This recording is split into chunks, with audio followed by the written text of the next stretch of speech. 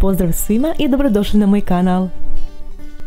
Sezona je jagoda i iako ih volimo baš takve, mirisne, slatke i sočne, ja se uvijek u ovo vrijeme godine razmišljam što bi mogla sve s njima napraviti i kako ih još bolje iskoristiti i oplemeniti.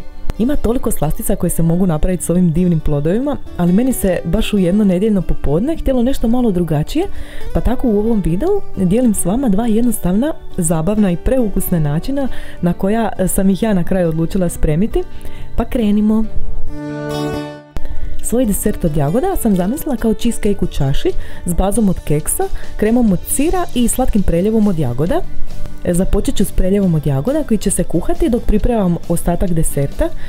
Jagode ću prvo oprati i izrezati na male kockice jer želim da se osjete u preljevu, ali ipak da ne budu prevelike. Jagode ću staviti u posudu u kojoj će se kuhati, dodati šećer i vanilin šećer. Ja sam ga stavila otprilike, a vi možete po ukusu, ipak nemojte štedjeti jer je šećer nužan kako bi karamelizacijom dao umaku teksturu preljeva kakvu želimo. Umak sam isprva kuhala na umjerenoj vatri, neprestano miješajući dok se šećer nije rastopio, a jagode pustile dio vode, nakon čega sam smanjila vatru i ostavila umak da se reducira dok sam pripremala ostatak deserta. Kremu sam napravila tako da sam prvo izmutila jednu čašicu od 200 ml nezaslađenog mliječnog slatkog vrhnja dok se nije učvrstio.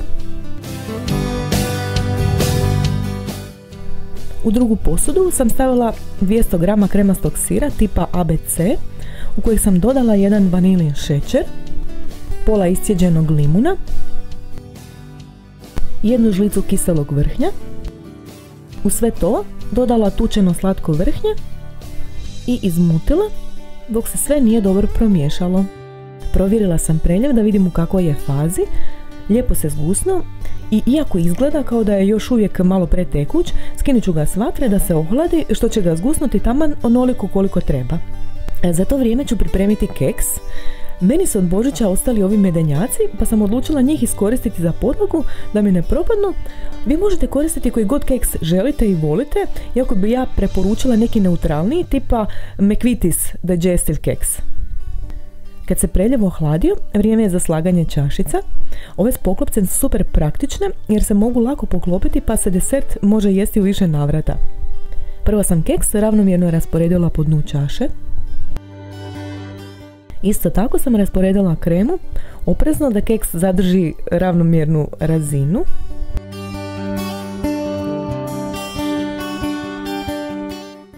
Prelila preljevom.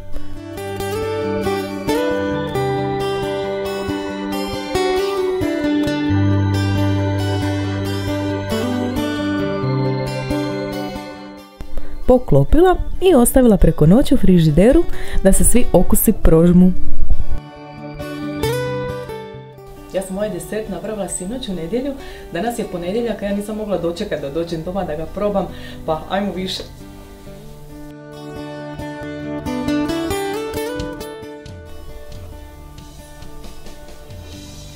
Miriše po medenjacima i jagodi. Ajde da vidim.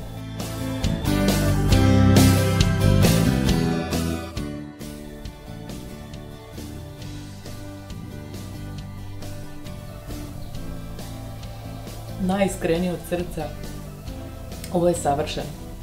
Taman sam se mislila kako ću se kritizirati što nisam stavila dovoljno limuna jer mislila sam da će ova krema od sira, iako nisam stavljala ništa šećera u nju, mislila sam da će faliti ipak malo kiselosti da ubije ovu slatkoću od ovog preljeva i slatkoću keksa, ali totalno ne. Znači, ja ovdje ne bi ništa mijenjala i od srca vam preporučam da napravite ovaj desert.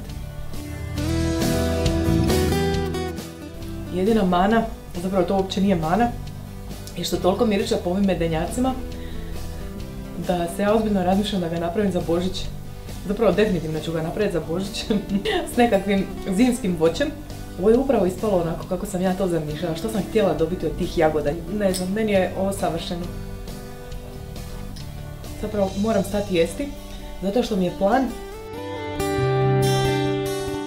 Moram stati jesti, zato što sad planiram napraviti još limunadu od jagoda i sa svim tim dočekati svoga dragoga. Da uživamo zajedno u ovoj pravoj maloj fešti od jagoda. A nadam se da ćete i vi isprobati nešto od ovoga danas. Za pripremu takozvane limunade od jagoda sam pripremila jagode, limun i blender ili možete koristiti sjeckalicu. Ja sam sa svojim blenderom dobila ovaj mali prikladni nastavak pa sam u njega stavila oko 100 grama jagoda i odmah dodala jednu žlicu šećera da se otopi dok se jagode sjeckaju u kašu.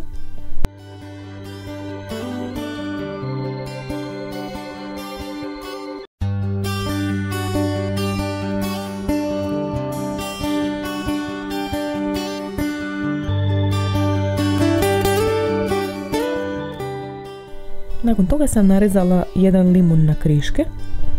Prethodno sam pripremila led. Ove su vrećice baš za nasjeckani led, ali mogla sam i obični isjeckati u blenderu. U pokal sam prvo usula led, potom ulila kašu od jagoda i dolila vode, ali ne do vrha jer još treba dodati i limun.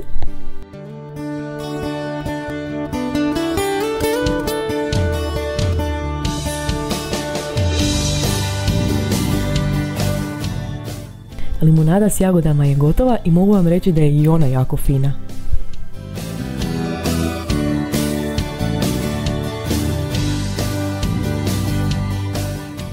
Došli smo do kraja još jednog videa, hvala vam što ste ga pogledali.